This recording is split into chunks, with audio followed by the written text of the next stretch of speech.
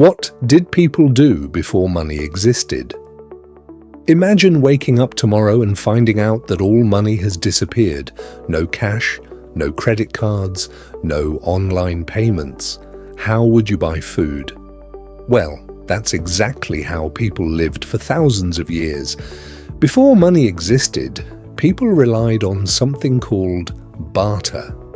Barter means trading one thing directly for another. Let's say you're a hunter who just caught a deer. Now you need a better spear. Since money doesn't exist, you can't simply buy one. Instead, you go to a craftsman and offer him some meat in exchange for a new spear. Simple, right? Not exactly. What if the craftsman doesn't want meat? Maybe he already has plenty of food and needs animal fur instead. Now you have a problem. First, you need to find someone who has fur and is willing to trade it for your meat. Then you can take the fur to the craftsman and get your spear. As communities grew larger, this system became increasingly difficult. People spent a huge amount of time trying to find someone who wanted exactly what they had and offered exactly what they needed. Trade was slow and often frustrating. To solve this problem, many societies started using items that almost everyone considered valuable.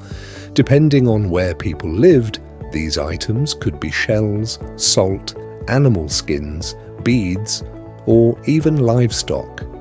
These objects became some of the earliest forms of money. For example, instead of trading wheat directly for tools, a farmer could exchange wheat for shells. Later, those shells could be used to obtain something else. This made trade much easier. Over time, people realized that metals worked even better. They were durable, easy to carry, and difficult to destroy. At first, people traded pieces of metal based on their weight. Later, governments began producing official coins. Now, a coin represented value by itself.